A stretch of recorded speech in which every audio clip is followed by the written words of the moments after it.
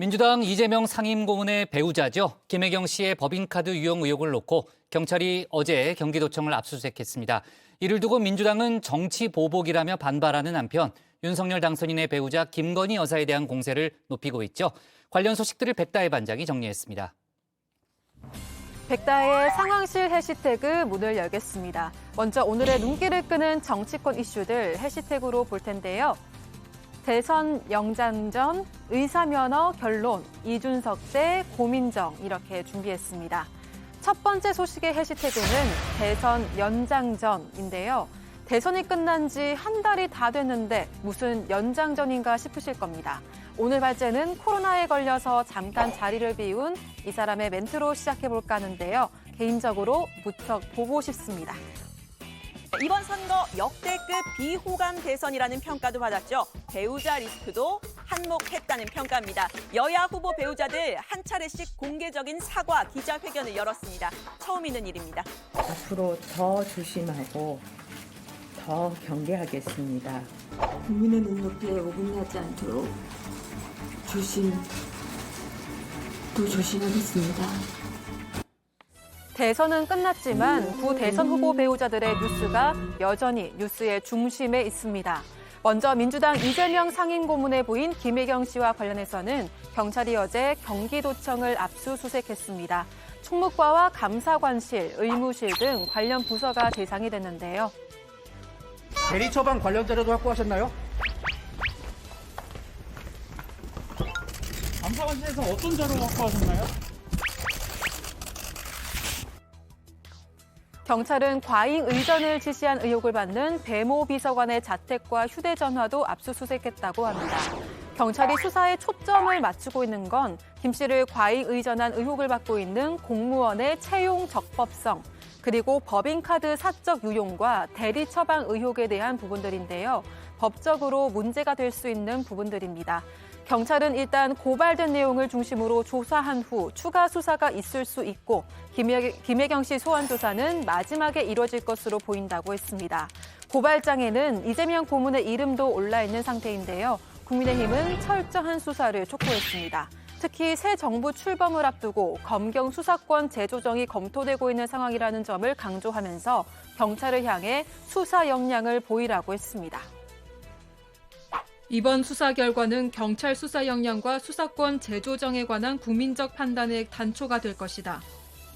원칙에 입각한 철저한 진상 규명으로 경찰 수사 신뢰도를 회복하는 한편 국민께서 위임한 공적 권한을 불법으로 오남용하는 세력을 발본색원하는 계기가 마련되기를 바란다. 반면 민주당은 지나치게 빨리 전광석화처럼 수사가 진행되고 있다고 경계했습니다. 경찰이 새 정부 눈치를 보고 있는 것 같다는 건데요. 고발장이 접수된 지 10일 만에 전격적으로 압수수색을 나섰더라고요. 네. 굉장히 좀 빠른 거죠. 특히 이제 다른 사건들에 비교해 봤을 때요. 일종의 이게 어떻게 보면 경찰이 새로운 정부의 눈치를 보고 있는 것 아닌가라는 의심이 드는 것도 사실은 사실입니다. 네. 좀 수사를 하더라도 공정하게 좀 진행이 됐으면 좋겠다. 그런데 경찰이 경기도청을 압수수색한 날 김 씨의 의혹을 제보한 공무원 A씨가 한 유튜브 채널에 등장했습니다. 얼굴은 드러내지 않았지만 음성 변조 없이 16분가량 전화 인터뷰를 한 건데요. 제보를 하게 된 과정부터 최근 근황까지 밝혔습니다. 가족들은 반대했지만 거짓말한 사람이 대통령이 되면 안 된다고 생각했다고 하는데요. 김 씨에 대한 의전은 성남시청 때부터 있었고 경기도청 근무 때는 본인의 일이 잘못된지 몰랐다고 했습니다. 경기도청에 근무하면서는 남만 보면 열심히 일만 하느라 눈이 좀 가려져 있었던 것 같습니다. 당시 제가 하고 있는 일이 잘못된 일인지도 인지조차도 못했습니다. 하지만 실직 상태로 있으면서 뉴스를 통해 제가 했던 업무들이 불법이었음을 알게 되었고, 제보 과정에서 민주당 소속 정치인들과 이재명 캠프 인사들의 2차 가해 등으로 힘들었다는 말도 했는데요. 여기서 잠깐 A씨를 인터뷰한 유튜브 진행자 야권 성향이 아닌 점이 눈에 띕니다. 이른바 문파를 자처하면서 대선 경선 당시 이낙연 전 대표 지지자였던 인물인데요. 김혜경 씨의 의혹에 대한 문제 제기가 여권 안에서도 이어지고 있는 겁니다. 우리가 이길 것 같습니까?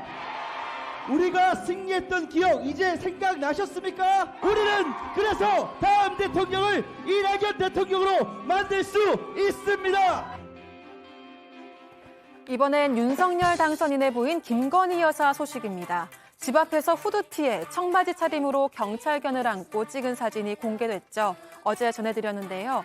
김 여사의 모습, 사전투표샷 외에는 대선 기간에도 그 이후에도 볼 수 없었기 때문에 관심을 끌었습니다. 공개 행보가 임박한 것이 아니냐 관측도 나왔죠. 특히 김 여사의 슬리퍼가 하루 만에 완판됐다는 보도까지 나올 정도로 화제가 됐습니다. 민주당은 불쾌한 심정을 그대로 드러냈습니다. 김 여사의 행보는 언론 플레이라며 논문 표절과 주가 조작 의혹 등에 대한 해명부터 하라고 했는데요. 언론을 문제 삼는 발언도 나왔습니다. 후드티 한 벌이 보여주는 언론의 모습이 참으로 개탄스럽습니다.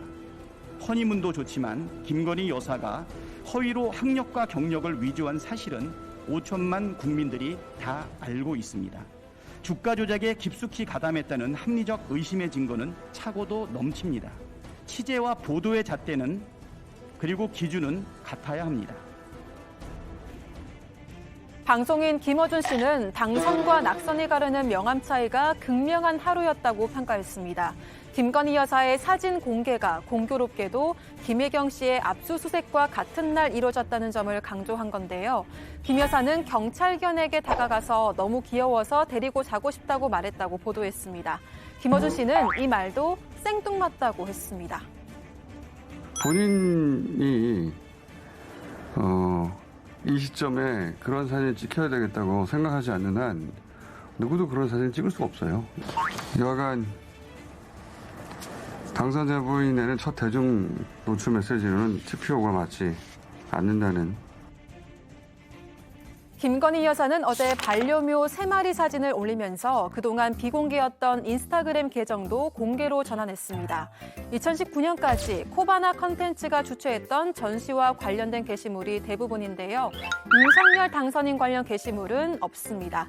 문재인 대통령과 도종환, 강경화 전 장관, 김민석 의원 등 주로 여권 인사들이 담긴 점이 눈에 띄는데요. 윤 당선인이 문재인 정부의 검찰이던 시절의 게시물들이기 때문이겠죠. 김 여사의 공개 행보가 초읽기에 들어간 듯합니다. 국민의힘은 김 여사 관련 의혹은 사법부의 향후 절차를 기다리면 될 일이라면서 김 여사를 비판하는 민주당 향해 대선 불복을 연상시키는 발언, 철진한 흑색 선전이라고 강하게 비판했습니다. 네, 다음 소식의 해시태그 보겠습니다. 의사면허 결론인데요. 조금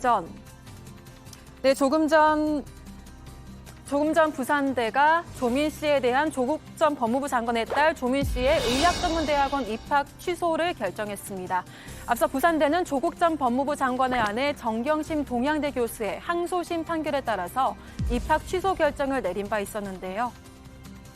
입학 취소의 근거는 2015학년도 의학전문대학원 신입생 모집 요강입니다. 당시 신입생 모집 요강 중 지원자 유의사항에는 제출 서류의 기재사항이 사실과 다른 경우 불합격 처리를 하게 되어 있습니다. 당시 결정은 예비 행정 처분으로 이후 수개월의 청문 절차를 걸쳐서 오늘 최종 결정이 내려졌습니다. 지난 1월 대법원은 정정 교수의 자녀 입시 비리 혐의에 대해 전부 유죄로 확정했는데요. 딸 조민 씨의 의전원 입시에 쓰인 7대 스펙이 모두 허위라고 결론 내린 겁니다.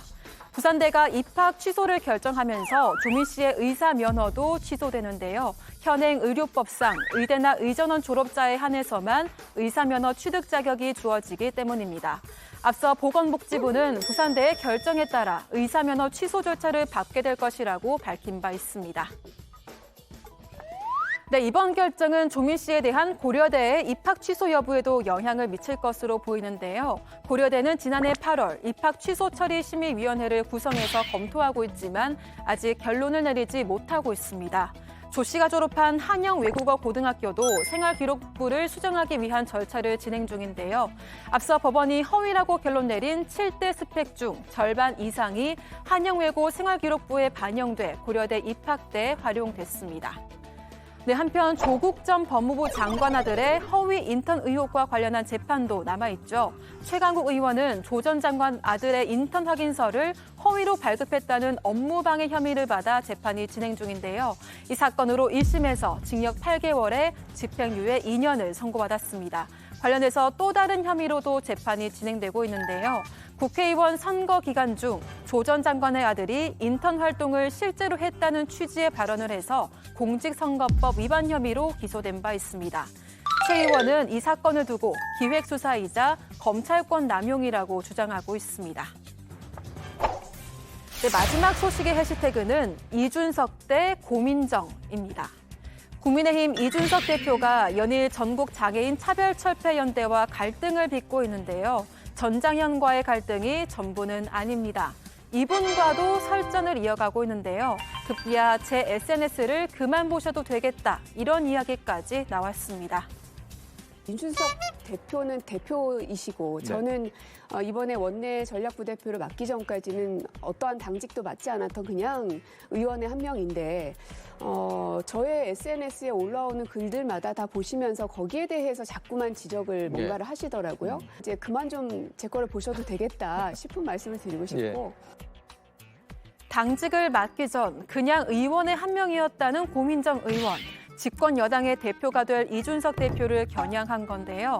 최근 전장현의 지하철 시위를 놓고 사과할 일 없고 2호선을 타지 말라고 경고하던 이 대표. 더불어민주당 고민정 의원의 계정을 태그해 참고하라고 덧붙였는데요. 고 의원도 해당 글을 캡처해 올리면서 이준석 대표님 도저히 화가 가라앉지 않으십니까? 라며 맞받았습니다.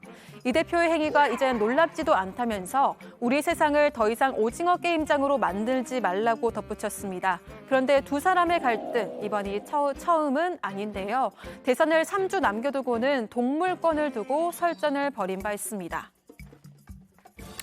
당시 이재명 대선 후보의 지지 선언 캠페인을 진행하면서 고민정 의원이 이렇게 많은 반려동물들이 지지 표명을 해줬다는 게시글을 올린 건데요.